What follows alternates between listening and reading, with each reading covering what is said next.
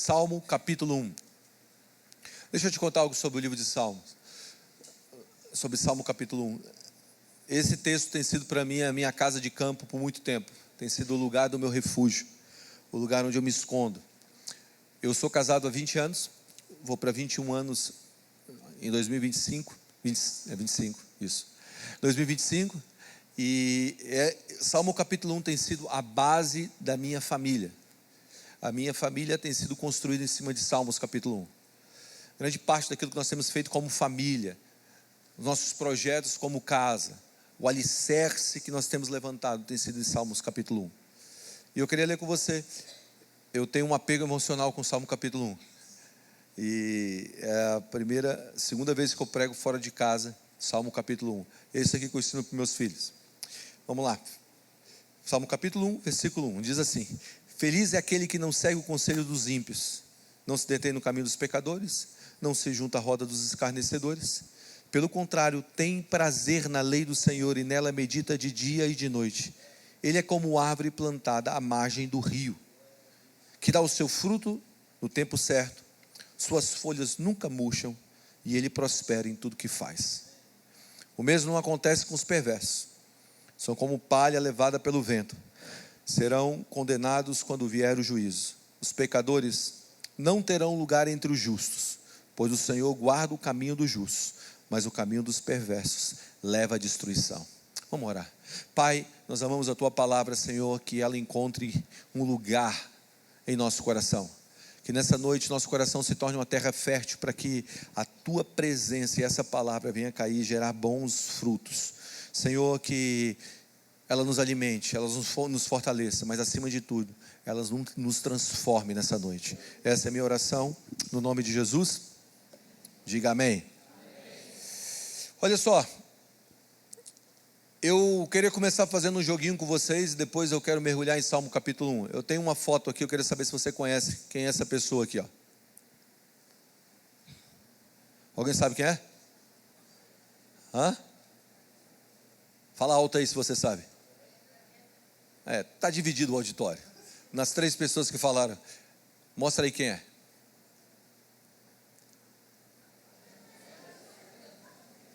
Pelé. Alguém aqui não conhece o Pelé? É impossível alguém não conhecer o Pelé. Vocês estão comigo? Você sabe que esse homem, ele é chamado o rei do futebol, o maior da história. Alguém aqui gosta de futebol? Eu amo futebol. Eu assisto futebol, eu jogo terça, quarta, quinta e sábado. Se eu estiver em Brasília no sábado. Eu gosto de futebol. E eu queria dar só alguns dados desse homem. Primeiro, Mundial de Clubes. Ele ganhou em 62 e 63. Taça Libertadores, 62 e 63. Copa Sul-Americana, 1968. Recopa Mundial, 1962. Campeonato Brasileiro, 61, 62, 63, 64, 65, 68. Torneio Rio-São Paulo, 59, 63, 64, 66. Campeonato Paulista, 58, 60, 61, 62, 64, 65, 67, 68, 69, 73. Foi campeão pelo Cosmos, nos Estados Unidos, em 1977. Algumas estatísticas de jogos que ele teve. Ele jogou 1.364 vezes, fez 1.282 gols na sua carreira. O primeiro a passar 1.000 gols. Diz o Romário que também tem. A gente não sabe de verdade se ele tem ou não tem, mas ele diz que tem. Pelo Santos, mais de 1.000 gols. Jogos da seleção, 113 gols. Foi campeão mundial. Todo mundo sabe, tricampeão mundial. Todo mundo que olha para o Pelé fala: esse homem tem ou teve um baita potencial. Esse homem realmente, ele viveu o ápice do seu esporte. Ele desenvolveu o seu potencial. Agora, eu quero te perguntar, você conhece o Pelé, mas você já ouviu falar de Valdemar de Brito? Alguém aqui já ouviu falar de Valdemar de Brito? Cri, cri, cri, cri. Provavelmente você nunca ouviu falar em Valdemar de Brito. Eu quero te explicar quem foi Valdemar de Brito. Valdemar de Brito foi o homem que encontrou o Pelé. Foi o homem que achou o Pelé quando ele tinha 13 anos, no Bauru Atlético Clube. Foi o homem que levou o Pelé para o Santos em 1953. Valdemar de Brito. Foi o homem que enxergou um potencial oculto no Pelé, que até então não era conhecido como Pelé. Era apenas um garoto que carregava um potencial. O que eu quero te propor é que todos nós nascemos para cumprir um propósito. Todos nós nascemos para um destino. E dentro desse propósito, Deus colocou um potencial. E quando o destino se alia ao potencial, nós vivemos aquilo que chamamos de avivamento. Avivamento é a junção entre o propósito, homens que andam no propósito, e potencial florescendo no propósito. Vocês estão comigo? Se nós queremos, eu não sei você, mas eu quero viver avivamento. Quantos aqui querem viver avivamento? Você precisa entender que Deus te deu um propósito. Dentro desse propósito existe um potencial, e o potencial carrega o poder. Mas se ele não for desenvolvido, você nunca entrará em avivamento. Já viu pessoas que estão nas nossas igrejas, que vêm e sentam nas igrejas e participam de cultos após cultos, recebem palavras maravilhosas, são cheios do Espírito Santo, mas nunca explodem de verdade. São apenas potencial. O Miles Monroe diz o seguinte: o lugar que tem mais potencial na terra é no cemitério. Livros que não foram escritos, canções que nunca foram compostas, sonhos que nunca foram vividos, ministérios que nunca foram edificados, são apenas potencial não realizado. Apenas potencial não realizado. Você já viu alguém dizer para outra pessoa: você tem um potencial? Você tem um potencial. Sabe que você tem muito potencial. Quero dizer uma coisa para você: isso não é um elogio. Você ouvir que você tem um potencial não é elogio. Oh, você tem o potencial de se tornar um grande escritor. Oh, você tem o potencial de se tornar um grande pregador. Oh, você tem o potencial de se tornar um grande pastor. Ah, você tem o potencial de se tornar um grande comunicador. Ter um grande potencial significa que você ainda não fez nada. É como se você tivesse muita energia acumulada. Potencial é como você se inscrever numa academia. É bom falar isso no início do ano, porque talvez você acabou de fazer o teu plano anual. 2025 vai ser diferente. Você prometeu isso no final do ano passado. Você sabe que a maioria das resoluções que nós prometemos no final do ano, para o início do próximo ano, acaba no dia 19 de janeiro. É sério. Foi uma pesquisa feita com 800 mil americanos. A maioria dos projetos que nós propomos falha no dia 19 de janeiro. Dia 9 e 19 de janeiro, já esquecemos tudo que prometemos no ano anterior. Porque de alguma maneira potencial é como isso, é como você se inscrever numa academia. É como você ter potencial para poder ter a saúde que você deseja, o corpo que você sonha, mas você nunca chega naquele lugar. Dependendo da fase da sua vida, você ouvir que você tem um potencial, não é elogio, é uma ofensa. Se você vira para um jogador de 35 anos e fala assim: cara, você tem um baita potencial. Não é um elogio, é uma ofensa. Porque ele perdeu o tempo. E o Senhor está nos chamando, não apenas para carregar palavras. A gente tem que parar de ser aqueles que acumulam profecias. A gente tem que parar de ser aqueles que acumulam sonhos. A gente tem que parar de ser aqueles que acumulam projetos. A gente tem que parar de ser aqueles que acumulam promessas. Chegou a hora de você se mover para os propósitos e sonhos de Deus. 2025, Deus quer te impulsionar para que você viva de verdade. Não é hora de você ouvir apenas as palavras proféticas, é hora de você se tornar a palavra profética. É hora de você tornar a realidade. O que Deus tem me falado, que é tempo de dar visibilidade ao invisível. O Heber estava falando aqui, quando ele estava fazendo o período de generosidade das ofertas, ele estava dizendo: tá vendo essas cadeiras aí, foi a generosidade de alguém. Na verdade, essas cadeiras foram a generosidade de alguém, ou a fé de alguém. Tudo que você está vendo nesse auditório é a fé de alguém materializada. Esse púlpito é a fé de alguém materializada. Essa luz é a fé de alguém materializada. Você está sentado na fé de alguém. Espero que seja a sua. Que você tenha parte disso. Porque não adianta você querer surfar na fé de alguém por muito tempo. Você tem que começar a se mover em fé. Generosidade não é um ato de quanto eu tenho, mas é o quanto eu tenho fé para se mover. Vocês estão aí? Eu tenho entendido que as leis espirituais são muito mais reais que as leis físicas. Eu já disse isso algumas vezes. Esse púlpito aqui é concreto abstrato. Todo mundo fala concreto. Já passei em vários lugares fazendo isso. Esse microfone aqui é concreto abstrato. Todo mundo fala concreto. Esse celular é concreto abstrato. Todo mundo grita concreto. Aí eu pergunto, o seu espírito é concreto ou abstrato? Concreto, abstrato. Agora pergunto, quanto tempo vai durar esse púlpito até a próxima queda? E esse microfone, tomara que dure muito. O celular eu tenho certeza que quando sair o próximo, esse aqui começa a falhar. O que eu quero propor para você é que, quanto tempo vai durar o teu espírito? Quanto tempo? Como é que nós estamos dizendo que aquilo que nós enxergamos é concreto e aquilo que nós não enxergamos é abstrato? Sabe por quê? Porque nós não acreditamos de verdade nas leis espirituais que regem o mundo físico. Hebreus diz que tudo que é visível veio do invisível. Se você não perceber as coisas invisíveis, você não vai conseguir se mover para que essas coisas se tornem realidade. Ensinar uma geração a ter fé é ensinar uma geração a perceber além do que os seus olhos estão vendo. Vocês estão aí? Então, de alguma maneira, Deus colocou um potencial dentro de nós que precisa se tornar algo visível. E todo potencial que é vivido fora do propósito se torna ego, maldição, ganância. Todo o potencial que é vivido fora do propósito vai se tornar uma arma na mão do inimigo. Mas todo o potencial que é vivido dentro do propósito vai se tornar uma arma na mão de Deus para a construção daquilo que nós chamamos reino de Deus. Quantos aqui querem estar dentro do propósito do Senhor?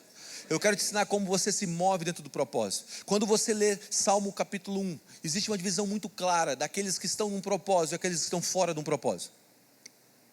Quando você lê Salmo capítulo 1, existem fundamentos que nos ajudam a viver o propósito que Deus tem para nós e florescer no potencial que Ele colocou dentro de nós. Amém? E hoje eu estou aqui como o Valdemar de Brito para levantar Pelé, para levantar os líderes que vão se tornar influenciadores, transformadores e impulsionadores do reino de Deus para tocar a sociedade. Hoje, quando o Espírito for derramado aqui, nos próximos minutos, isso vai se tornar real. Então eu queria dissecar Salmo capítulo 1 com você. O texto começa dizendo: feliz é aquele que não segue o conselho dos ímpios, nem se detém no caminho dos pecadores, nem se assenta na roda dos escarnecedores. O que o texto está querendo dizer? Mantenha o teu foco. Talvez você esteja dizendo, o que tem a ver foco com isso? Deixa eu tentar te explicar isso aqui. Grande parte da nossa visão, ela se estabelece pela nossa audição. Grande parte daquilo que você vai enxergar com vida não tem a ver com aquilo que você está vendo, mas com aquilo que você está escutando. E o texto está dizendo: não ouça o conselho dos ímpios, porque aquilo que você está vendo vai se tornar a tua visão. Deus dá visão pela audição. Deus constrói uma realidade a partir daquilo que Ele fala e não daquilo que você enxerga. Talvez aquilo que você está enxergando hoje é totalmente diferente do que Deus está falando. É porque Deus está te chamando para uma jornada. E muitas vezes Deus está dando visão pelas perguntas que você tem dentro de você. Como Deus constrói uma visão? Com perguntas. Deus bota um profeta no vale de ossos secos e pergunta: o que você vê? Ele disse: eu vejo um vale de ossos secos. O que Deus perguntou? O que você vê? E aí ele começa a dizer: mas será que esse vale pode ter vida? Será que esse vale pode viver? Deus dá perguntas para aquele homem, para que aquele homem comece a processar uma visão além da sua vista, além daquilo que ele enxerga. Quando nós processamos uma visão de vida a partir dos nossos olhos, a nossa visão de vida se torna limitada e terrena. Quando nós processamos uma visão de vida a partir da voz do Senhor, isso se torna realidade de transformação do mundo que está ao nosso redor, ou à nossa frente. Vocês estão comigo? E nem sempre as perguntas de Deus, grava isso, nem sempre as perguntas de Deus é para ser respondidas. Deus não te pergunta para você responder, Deus te pergunta para você andar. As perguntas de Deus é um convite a uma jornada. As perguntas do Senhor não são para serem respondidas com sim e não. As perguntas de Deus é um convite a uma caminhada. Será que essa cidade pode ser transformada? A gente diz sim, se prepare para a jornada. Será que meu esposo pode ser transformado? Aí você diz sim, se prepare para a jornada. Será que a minha família pode ser salva? Aí você diz sim, se prepare para a jornada. Porque as perguntas do Senhor não são para ser respondidas, é uma jornada a ser vivida. Vocês estão aí? Deus está te chamando para uma jornada. Ele está dizendo, olha, não ouça o conselho dos ímpios. Quem você tem escutado no início desse ano? Quem você tem dado os seus ouvidos? Quem tem tido o seu foco? Por quê? Olha o que o texto está dizendo. Aquele que escuta, aquele que para e aquele que se assenta. Quem escuta vai parar e quem parar vai se assentar. Quem escuta vai parar e quem parar vai criar morada. Não parar no caminho dos pecadores, não se assentar, não ouvir o conselho dos ímpios, não parar no caminho dos pecadores e não se assentar na roda dos escarnecedores. A Bíblia está dando uma progressão aqui. O que captura a tua atenção, agora vai gerar uma pausa na tua vida e também vai se tornar um lugar de habitação. Você sabe onde você está vivendo hoje? Você está vivendo hoje no lugar que você deu os ouvidos ontem. Aquilo que você deu ouvido ontem está se tornando sua morada hoje. Se você deu ouvidos às palavras do Senhor, você está vivendo hoje na presença do Senhor. Grande parte das nossas perdas na nossa história foi porque a gente ouviu gente errada. Grande parte da quebra de aliança que nós tivemos na nossa caminhada foi porque a gente ouviu gente errada. E eu quero dizer para você, você está numa guerra de foco. Porque aquilo que deter os seus ouvidos vai deter a tua visão. Aquilo que dominar os teus ouvidos vai dominar a sua visão. Quem ganha o seu foco vai ganhar a tua visão. E vai ganhar a tua proclamação. Você vai proclamar aquilo que você está ouvindo. Antes da gente ser boca de Deus, a gente precisa ser ouvidos para o céu. Você acha que a Netflix custa R$ 44,90? Você acha de verdade que o Big Mac custa, acho que é 29 ou é 26,90? Você acha que as redes sociais são gratuitas? Tudo isso custa o teu foco. Tudo isso está custando o teu foco. Existe uma empresa chamada Pequemédia, que é especialista em estudos de mercado, na área de marketing. E ela trouxe um dado dizendo que a publicidade mundial, no ano 2023, aumentou 2,6%, atingindo um patamar de 732,89 bilhões de dólares. As empresas globais gastaram 732,89 bilhões de dólares. O valor de investimento subiu globalmente no ano passado, no ano 2024, 7,7%, ultrapassando a casa de $1 trilhão. Sabe por quê? Sabe por que tudo isso é feito? Para capturar a tua atenção. Existem bilhões de dólares sendo investidos para capturar a sua atenção. Bilhões. Porque aquilo que captura a nossa atenção, captura o nosso bolso. Aquilo que captura a nossa atenção, captura o nosso coração. Aquilo que captura a nossa atenção, captura a nossa visão. Aquilo que captura a nossa atenção, vai capturar a nossa proclamação. Nós vamos falar daquilo que nós estamos ouvindo e vendo. Vocês estão aí? Quando você se assenta, você detém os seus ouvidos, você para ou você dá os seus ouvidos aquilo que não é do céu, você acha que você vai ter uma expressão daquilo que é do céu? Nós expressamos aquilo que nós estamos ouvindo. Você tem que gritar bem alto hoje. 2025, Deus será o meu foco. 2025, Deus será o meu foco. Eu terei os olhos como da pomba de Cantares, sem visão periférica. Deus, o Senhor, é o meu único foco. Os meus olhos estão em Ti. Tudo vai sumir. Muitas vezes, para você enxergar o reino, você tem que parar de enxergar o mundo. Foi assim que aconteceu com Paulo. Paulo perdeu a visão para a terra para começar a enxergar um novo mundo. Muitas vezes Deus te cega por um tempo. Parece que você está perdido, tateando. Toda unção, escuta o que eu vou te dizer, toda unção, toda vez que você recebe uma unção, o dom da vista se torna menos importante. Toda vez que você recebe unção, aquilo que você enxerga se torna menos importante. Cada dia menos importante. Mas essa é a realidade. É a realidade da terra, não do céu. O que eu quero te propor é que isso só é possível quando nós não damos os nossos ouvidos ao conselho dos ímpios. Há coisas que não são do reino. Você observou os seus filhos? Quantos aqui têm filhos? Porque quando meus filhos voltam com um linguajar que ele não aprendeu dentro de casa. Já que você ouviu isso? Já que você aprendeu isso? Ah, meu amigo falou. E agora tu está se comportando como ele? Não é assim que funciona? De alguma maneira, nós temos que voltar o nosso foco ao Senhor. A Bíblia fala em Hebreus capítulo 12, versículo 1, portanto, tendo nós visto que estamos rodeados por grande nuvem de testemunha, livremos-nos de todo o peso do pecado que tão firmemente se apega a nós, e viemos correr com perseverança a carreira que nos foi proposta. Versículo 2, olhando firmemente para o autor e consumador da nossa fé, Jesus Cristo. Jesus Cristo. Que possamos correr a carreira que Deus nos propôs. Como? Olhando de uma maneira fixa para o autor e consumador da nossa fé. Como você vai correr essa jornada? Dentro do propósito, para que o potencial venha à tona. Olhando para Cristo. Você está comigo? O que é isso? É desvendando um conhecimento profundo, enquanto você tem esse alvo chamado Cristo. Escuta o que eu vou te dizer. Vem aqui, Mica. Vem aqui, João. Deixa eu tentar te explicar.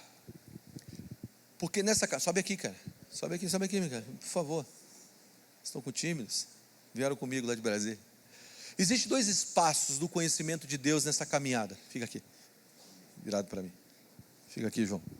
Virado para mim, virado para lá. Existem 2 espaços do conhecimento de Deus.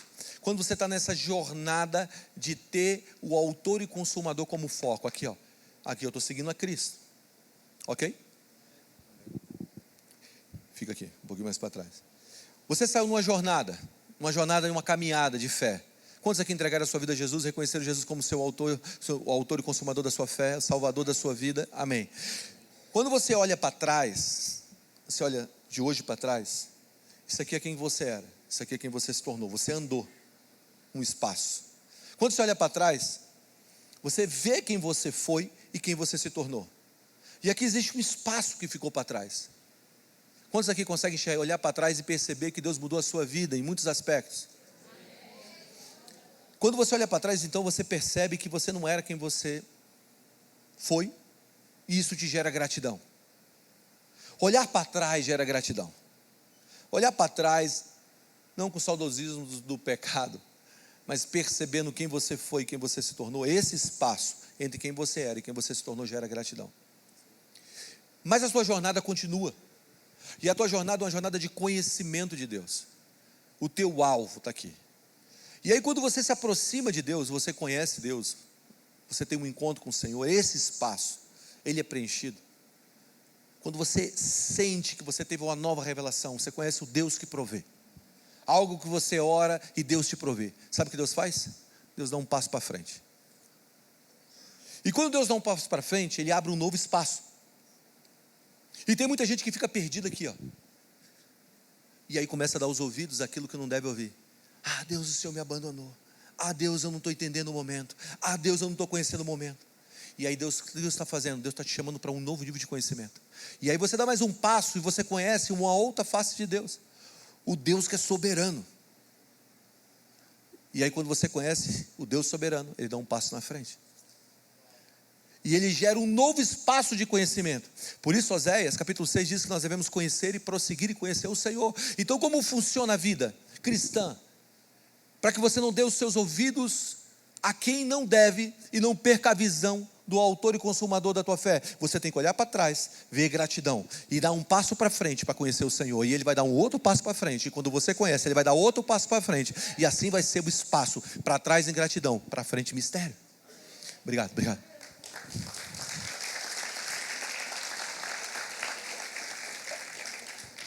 O que eu quero propor para você nessa noite, que para você não dar os ouvidos a quem não deve, você tem que definir muito bem os espaços que estão ao teu redor e à tua frente e atrás de você. Gratidão e mistério. Gratidão e mistério. Gratidão, conhecimento, mistério. Gratidão, conhecimento e mistério. Quantos aqui querem amadurecer na fé? Para você amadurecer na fé, você precisa andar sem entender. Você precisa obedecer sem compreender. Obediência com entendimento, não obediência, é conveniência. Você tem que andar de uma maneira tal que você não tenha todas as respostas, mas você tem toda a confiança. Por isso eu quero te dar uma dica nessa noite. Não pergunte como, pergunte com quem.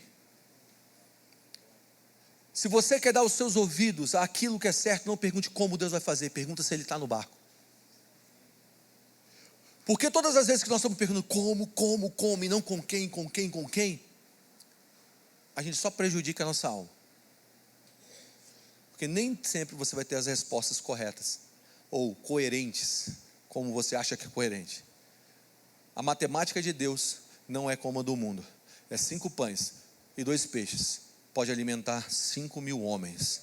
Se você vive pela matemática da terra, você sempre vai ter prejuízos. E você vai dar ouvido a quem não deve. Tem muita gente escutando racionalidade em vez de espiritualidade. Tem muita gente escutando homens que não têm fé. E eu quero dizer uma coisa para você. Quando você anda com um homem de fé, um homem de fé sempre vai ofender um homem sem fé. Porque ele vai esticar todo mundo que está ao redor. Ele vai esticar todo mundo que está ao redor. Ele vai puxar todo mundo que está ao redor para um lugar desconfortável. Quantos aqui querem ser homens de fé? Se você quer ser um homem de fé, ande com pessoas que têm uma fé ainda maior que você. Deixe esses homens te esticarem. Parece louco. Um dia Jesus virou para os discípulos e disse assim: os caras estavam lá o dia inteiro vendo milagre, Jesus ensinar. Depois o povo começou a ficar com fome. Eles vieram para Jesus: ó, o povo está com fome, Jesus. O povo está com fome. Aí Jesus: é mesmo, é? Falei assim: aqui que tem? Não, a gente tem que dispensar eles para que eles vão nas aldeias ao redor e comam. Aí Jesus: não, dê vocês de comer. Você observou que a gente faz oração, que é fácil? E Deus quer que a gente caminhe uma jornada que é difícil. Você pode fazer uma oração? Não, deixa os caras aí. Não, dê vocês. Que você se torne a tua oração, a resposta da tua oração. Você está dizendo assim: Senhor, muda meu esposo. Será que você é a esposa melhor para o teu esposo? E vice-versa. Senhor, muda essa igreja. Será que você é o discípulo melhor para essa igreja? A gente está fazendo uma oração errada. A gente tem que fazer uma oração para se tornar a resposta, e não para que alguém seja a resposta. Aí Jesus fala: dê vocês de comer. Vocês têm que se envolver com o problema. Vocês têm que abraçar o problema. Ei, nós precisamos de uma geração que não esteja fugindo dos problemas, mas esteja abraçando os problemas. E aí, os caras falaram assim: tá bom. Eu acho que foi irônico. Pegaram os 5 pães e 2 peixes e trouxeram de uma maneira irônica. Tá bom, está aqui, é o que tem. Ô Jesus, é o que tem. E aí? O senhor ainda está com esse negócio aí de a gente responder o problema? A gente só tem 5 pães e 2 peixes. Sabe o que Jesus fez? Jesus levantou, deu graças. Diga: deu graças. Aqui começa algo extremamente poderoso. Ele deu graças. E quando ele deu graças, algo se tornou possível. Aquilo que era impossível se tornou impossível. Sabe por que tem muita coisa que não está multiplicando em nossas vidas? É porque a gente não tem graça, a gente tem murmuração. Alguém disse que a murmuração é intercessão maligna. Murmuração é como você interceder para o diabo. Vocês estão aí? Gente, desculpa eu ter chegado desse jeito, mas eu estou preparando vocês para o melhor ano da vida de vocês. E eu digo para ti, quando Jesus deu graças, sabe o que acontece? Jesus transferiu aquilo de uma realidade terrena para uma realidade espiritual. Quantos aqui querem viver uma realidade espiritual na tua família, na tua casa, nos teus negócios, você transfere algo terreno para algo espiritual. Você transfere de reino, de jurisdição, quando você agradece. Está todo mundo reclamando: não, vem, junta aqui. Senhor, nós te damos graças. Mas você está dizendo, Guga, que eu devo dar graça pela desgraça? Não, estou dizendo para você dar graça, segundo Romanos capítulo 8, se não me engano, que diz que tudo coopera para o bem daqueles que amam o Senhor, tudo, não é algumas coisas, é tudo. Então Deus tem uma história no meio daquilo que nós estamos vivendo, existe uma história de Deus no meio da história dos homens, e quando nós damos graças, nós entramos na história de Deus no meio da história dos homens, até as perdas em nossa vida se tornam ganhos, quando nós damos graça. A Bíblia diz assim: entrai pelos seus átrios com ações de graças. Como eu entro no átrio de Deus? Ações de graças. Como eu entro na presença de Deus? Pelas ações de graças. Você pode dizer: eu nunca senti a presença de Deus. Você já deu graça suficiente para entrar nesse lugar?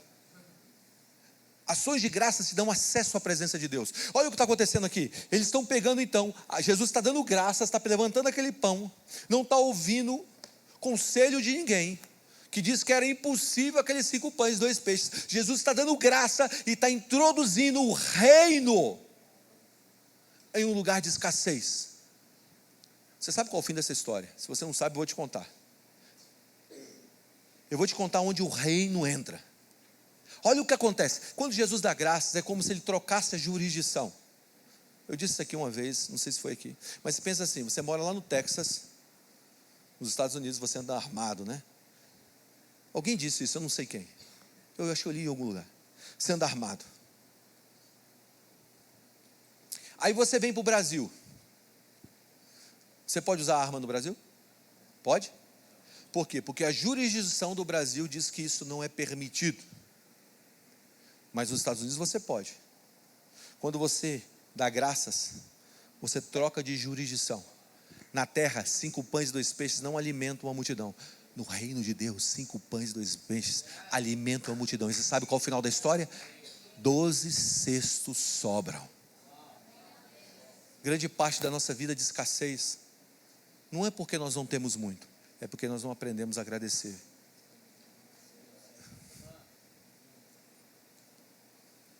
A escassez está na falta de gratidão. A escassez está na falta de gratidão. Quanto mais você agradece, mais você é generoso, mais o reino avança. Deixa eu tentar te ensinar outra coisa sobre o reino. Me dá um pedaço de papel. Tem alguém que tem pedaço de papel aí? Só, não precisa não, deixa. Aqui, ó, eu faço diferente. Se tiver, arranca esse aí de reservado aí atrás, Heber. Aqui, pronto. Obrigado. Desculpa rasgar o papel do reservado. Pensa assim: se eu estou multiplicando, eu estou dividindo o que eu tenho. Se eu rasgo isso aqui, eu dou para cá, eu fiquei com menos ou com mais? E se eu dou para o outro, eu fiquei com menos ou com mais? No reino da terra. Todas as vezes que você dá um pedaço no reino de Deus, o que sobra na tua mão é mais, não menos.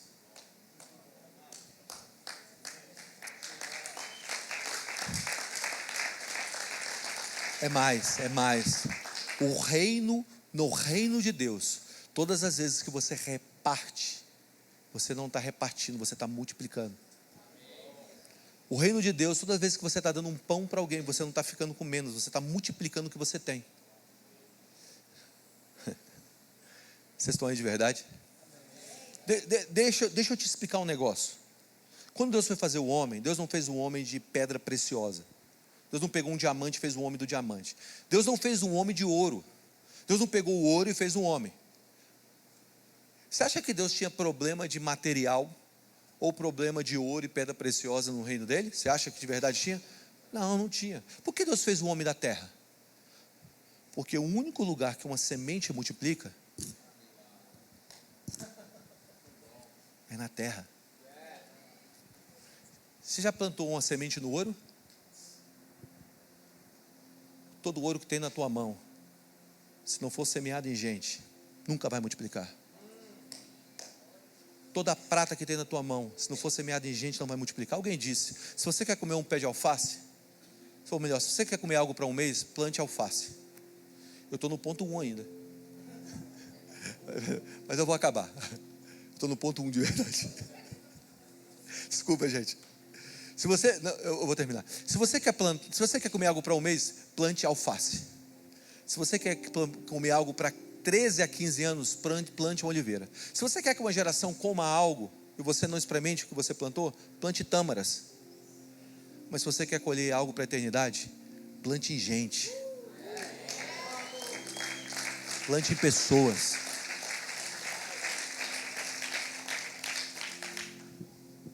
E o texto continua dizendo: eles vão ter prazer na lei do Senhor.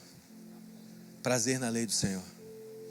E na sua lei vai meditar de dia e de noite. Sabe, Deus quer redefinir os nossos amores. Aonde a gente tem prazer? Se você tem mais prazer no jogo de futebol do teu time, se você dá mais glória a Deus, no jogo de futebol do que na igreja, cara, tem uma coisa errada, irmão. A gente não pode deixar um estádio ser mais vibrante para um jogo do que para o reino. O nosso prazer, os nossos amores estão mexidos. Cara, eu sou flamenguista de verdade. Quando eu vou para o estádio, está aqui o PL, a gente já foi algumas vezes para o estádio, a gente canta: vamos Flamengo, vamos ser campeão. Eu não posso chegar na minha igreja e cantar menos do que aquilo, cara. Eu não posso. Eu não posso ficar 2 horas colado na televisão e reclamar com 2 horas de culto. É sério, gente. Eu não posso ligar o Netflix e ficar maratonando, e quando começa uma vigília de oração eu fico olhando: ai meu Deus, eu não aguento mais esse negócio. Antes, o meu prazer está na lei do Senhor. Sabe, a sua boca tem que babar pela palavra de Deus. A gente está lá na igreja fazendo 21 dias de jejum, lá em Brasília, e a gente está lendo todo o Novo Testamento em 21 dias. Público. Aí a gente dividiu pelos nossos grupos pequenos e cada um assumiu turnos. Aí teve um turno que estava reclamando porque o horário dele era perto da meia-noite. Meia-noite, eu sou o último horário, está ficando tarde para me ler a Bíblia, 4 horas já lendo. Aí eu dei um esfola na reunião de líderes de ontem, anteontem. Eu falei assim: gente, deixa eu dizer uma coisa para você. A gente lia a Bíblia aqui no início daí, a Bíblia inteira. A inteira. Em um pouco mais de 72 horas. Manhã, tarde, noite, madrugada. E sabe qual turno que eu pegava? De 3 horas da manhã. Qual o turno aí que tem? 3 horas da manhã. E eu me lembro uma vez que eu estava lendo a Bíblia 3 horas da manhã. 3 horas da manhã. Eu e mais 3. Cara, eu estava lendo, eu comecei a chorar. Eu não estava pregando, eu não estava ouvindo música. Eu comecei a chorar só de ler a palavra.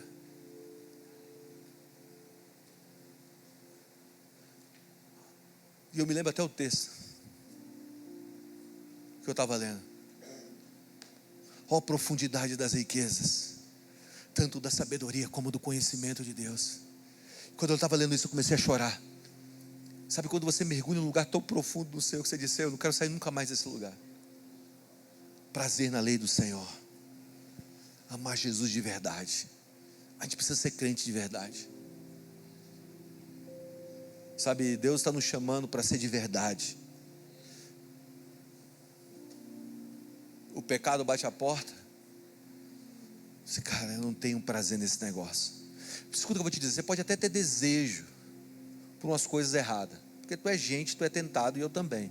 Paulo diz: o bem que eu quero fazer eu não faço, mas o mal que eu não quero eu acabo fazendo. O que ele está dizendo? Cara, eu tenho desejos. De vez em quando eu tenho desejo, mas eu não tenho prazer nesse negócio. Você não pode pecar. Vamos lá, irmão. Você não pode pecar e achar que aquilo ali é bom. A gente não pode pecar e dizer bem assim: cara, eu quero ficar nesse lugar. Não. Todas as vezes que você errar, tem que haver aquele profundo sentimento de dor, dizendo: você não tem prazer nesse negócio. Esse negócio não é seu. Você pode até ter desejo, mas prazer não.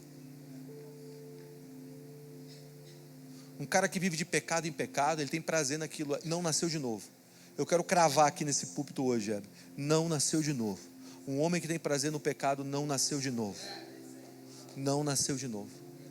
Eu não sou porteiro do céu, mas eu tenho embasamento bíblico para dizer que não nasceu de novo. Tem prazer no Senhor e na lei medita dia e noite. E será como a árvore plantada. Olha para o lado e diga: quero te ver aqui no final desse ano. Eu quero te ver plantado.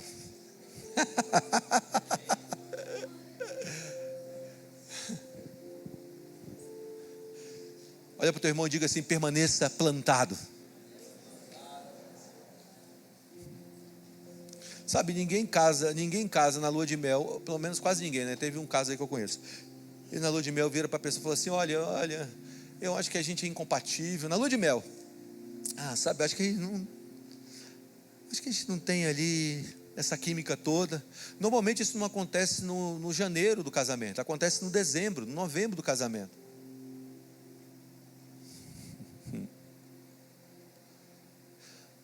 Você precisa permanecer plantado, enraizado.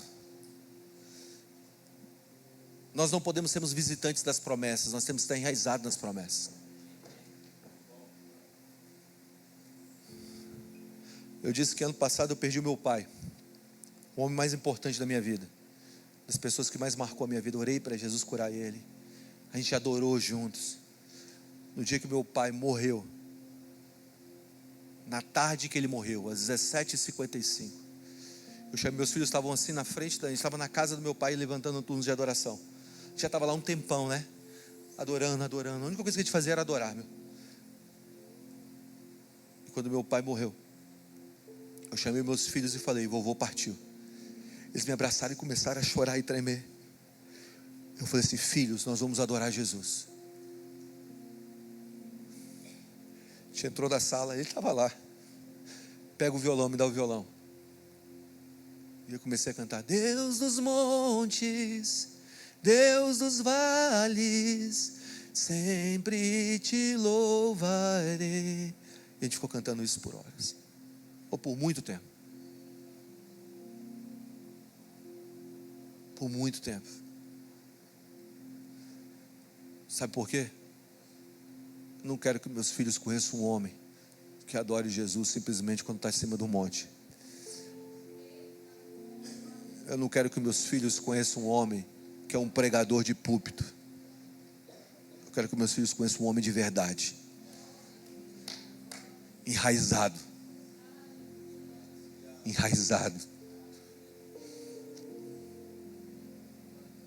A dor não acaba. Quando você perde alguém que você ama, a dor não acaba. Ela dá sentido à vida. Sabe quando você está com a faca nos dentes dizendo: Senhor, eu quero essa nação, eu quero as nações da terra. Meu pai sonhou e eu vou viver esse negócio. Meu pai terminou como um homem íntegro depois de tantos anos de ministério, sem pecado, sem mancha na vida. Tenho orgulho de dizer isso. Tem muito ministério aí que começa e acaba rápido. Quantos anos tem essa casa, Heber? 25 anos.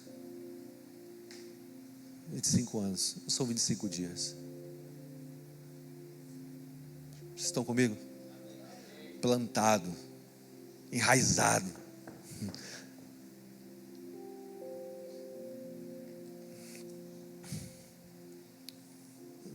Mas não é em qualquer lugar.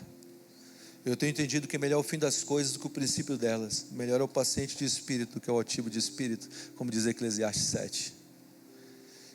Salmo 92 diz que nós somos plantados na casa do Senhor. Plantados na casa do Senhor, versículo 13 diz: e florescerão nos átrios de Deus. Na velhice ainda darão frutos. É meu sonho, cara. É estar velho, chapado. É ser um velho cheio de Deus. É ser um velho. Os meus netos, bisnetos, Deus me permitir vê-los, virando para mim: vô, o que o Senhor fez da tua vida? Eu abri os evangelhos e dizer: foi isso, filho. Eu li Atos dizendo: foi isso, filho. Foi em Brasília, foi em Goiânia, foi no Brasil, foi no velho continente, foi em todos os lugares que que o nosso Senhor, Neto, permitiu que o seu vô fosse. Não vale a pena você fazer grana. Escuta o que eu estou te dizendo. Não faça só grana na tua vida. Não encha a tua conta bancária de dinheiro e deixe seus filhos crescerem sem a presença de Deus. Não vale a pena.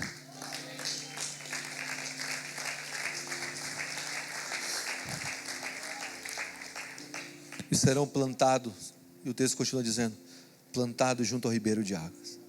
Não em qualquer lugar. Por isso eu falo, não deixe seus filhos, não deixe essa geração, Senhor, ser plantada na ganância, no ego, no próximo like, junto ao ribeiro de águas. Junto ao ribeiro de águas. E de onde fluem essas águas? Segundo Ezequiel capítulo 47, versículo 1, diz que as águas, os rios de Deus, fluem de debaixo do trono.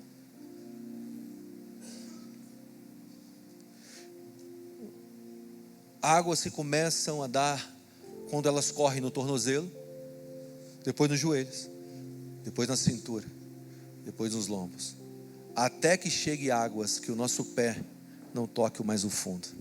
Aonde você tem que ser plantado? Junto ao ribeiro de águas. E aonde esse ribeiro flui? Do trono de Deus. É simples. Enraiza a tua vida na presença. Deixa a geração que está ao teu lado conhecer um homem que consulta a Deus para se mover. Deixa os seus filhos, a sua família conhecer um homem que depende de Deus para se mover. Sentado na mesa, cara, dizendo sobre os grandes feitos do Senhor, falando sobre a grandeza do nosso Deus. Sabe, uma vez eu estava saindo de casa e meu filho veio correndo: pai, não vai hoje não. Eu saí numa viagem missionária. Eu disse para ele: hoje eu tenho que ir. Hoje é o seu sacrifício para me enviar, filho. Eu não estou indo sozinho, eu estou indo enviado por você. E eu preciso que vocês orem por mim e me enviem. Vem aqui, Nuli, vem aqui, Bela, vem aqui, bem. Foi o dia que eles entenderam que o pai dele estava em missão. Botaram a mão sobre mim e falaram assim: Jesus, eu envio meu pai. Eu queria muito que ele ficasse, mas eu entendo que a tua obra é maior. Eu envio meu pai. Vocês estão aí? Enraize a tua família na presença de Deus. Enraize os sonhos dos seus filhos na presença de Deus. E o texto continua dizendo, estou acelerando, eles vão dar frutos na estação própria. Frutos na estação própria. Qual é a estação própria? Diga, é hoje. Alguém aqui já viu uma árvore dando fruto? Alguém já viu? Levanta a mão se alguém viu. Alguém aqui já viu uma árvore comendo o seu fruto? Você sabe qual é a estação de frutificação da vida? Não é o quanto você junta. A árvore não come fruto. A árvore dá o fruto. Você sabe quando eu sei que eu estou frutificando? É quando as pessoas ao meu redor estão comendo daquilo que Deus está derramando sobre mim. Elas estão se alimentando. Deus, ensina essa geração a ser assim, Senhor. Quando pessoas estão dando a sua vida por algo maior. Olha como Deus está me abençoando. Olha o meu carro. Pô, que legal do teu carro. Amém, é um sinal de bênção de Deus. Pode ser um sinal de bênção de Deus. Olha o tamanho da minha casa, olha como Deus está me frutificando. Eu quero dizer para você, essa não é a única métrica da bênção de Deus sobre a vida de um homem. A árvore que dá fruto, ela dá fruto para outros. Ela reparte o que tem. Vocês estão aí? E pelo fruto a gente conhece a árvore. O cara come daquele fruto que sai da tua vida e diz assim: meu Deus, eu quero comer esse negócio de novo. Tem uma frutinha. Como é aquela frutinha? Cara, tem uma frutinha que me apresentaram essa frutinha, cara. É uma frutinha lá da Bolívia, sei lá de onde é. Me viciaram nesse negócio. Primeira vez que eu comi, eu preciso de outro. Eu preciso de outro. Você vai ser assim. As pessoas vão sentar com você e vão dizer: eu preciso de mais, eu preciso de mais, eu preciso de mais, eu preciso de mais. Me dá mais, me dá mais, me dá mais. Sabe por quê? A gente é um fruto ruim muitas vezes. Porque a gente está enraizado no lugar errado. Aí ninguém quer virar crente. Ninguém quer seguir Jesus. Ninguém, por quê? Porque a gente está sendo não de verdade. E eu encerro dizendo: e cuja as folhas nunca caem. Nunca caem. Elas não murcham e não caem. Diga assim: eu quero ser uma árvore de folhas que não murcham. Na minha cidade isso é quase impossível. A gente tem um longo período de seca. Ano passado nós tivemos 164 dias sem chover. Isso significa 5 meses e meio. Nós passamos a metade de um ano sem cair gotas. As árvores de Brasília eram quase todas secas. Uma árvore floresceu no meio da seca. Alguém sabe qual é? O ipê. A única que ficava florida. Mas você sabe o que significa folhas não cair? Deixa eu só te falar um negócio. Tem uma árvore, a árvore mais antiga do planeta Terra. Ela tem 4.853 anos, é de verdade, ela existe. Chama Matusalém. É um pinheiro que está lá em Nevada. Ninguém sabe direito a localização dela, porque se os humanos foram lá, mata a árvore. A gente é bicho ruim, né? Mas é uma árvore geracional. Quando as pirâmides do Egito estavam sendo levantadas, construídas, a árvore já estava lá. Quando Jesus andou na terra, a árvore já estava lá. Deus está dizendo: você vai ser um pinheiro de Nevada. O que isso significa? O que eu vou fazer com você não será só para você, será geracional. Vai passar de geração em geração. Você acha que essa igreja é uma igreja de uma geração? Você acha que a igreja que o Vinícius está levantando é a igreja de uma geração? Primeiro que ele não veio, não começou nele também, veio do pai dele. Primeiro que não começou no Web, nem no Lucas, veio dos pais dele. É um movimento geracional. Vai passar para os nossos filhos, os filhos dos nossos filhos, os filhos dos nossos filhos. Os seus netos vão estar correndo aqui, ó. Talvez em outro lugar, onde eles vão aprender do Senhor, porque esse lugar é uma árvore plantada junto ao ribeiro de águas e cujas folhas nunca caem. Salmo 145, versículo 4 diz que cada geração conte aos seus filhos, ou à próxima geração, sobre as obras grandes do Senhor e proclame os seus grandes feitos. Se você tem uma visão apenas para uma geração, a sua visão é pequena. Deus nunca foi o Deus de Abraão. Segundo Êxodo capítulo 3, ele era o Deus de Abraão, Isaac e Jacó. Se a tua visão não é apenas para 3 gerações, está pequena.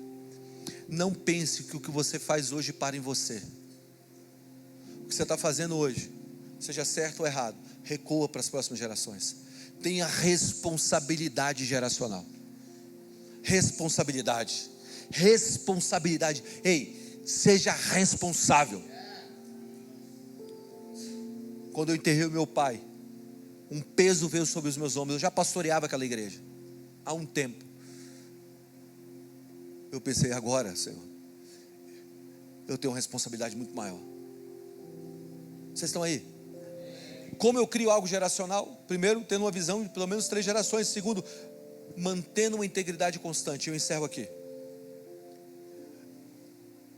Nós não construímos igreja, nós não construímos família em cima de unção. Nós construímos em cima de caráter. Muita gente levantou ministério em cima de unção que caiu. Mas Deus está chamando uma geração para construir em cima de caráter. Caráter. De amor pela família. De respeito com os filhos. De perseverança na aliança. De moderação no dinheiro. Caráter. Caráter.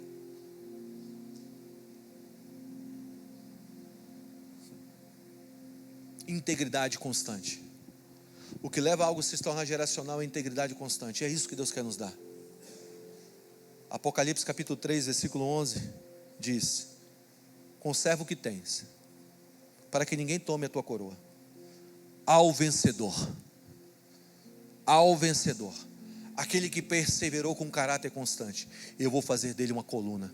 E o que eu sinto no meu espírito para essa nação nesse tempo, e essa palavra que eu tenho pregado nessa nação desde da minha jornada agora, do início desse ano, é que Deus está transicionando de um tempo de unção para um tempo de caráter, para se levantar uma geração que se torna uma coluna, para sustentar, não apenas uma unção para expandir, uma coluna para sustentar. Deus quer te levantar como uma coluna. Deus não quer que você se mova apenas pela unção, pelo um dom. Deus quer te levantar como uma coluna. É tempo de colunas do reino. É tempo de homens que se levantem e digam: eu vou ser uma coluna para essa casa. Eu vou suportar, eu vou sustentar. Amém? Mas nada disso é possível sem o Espírito Santo.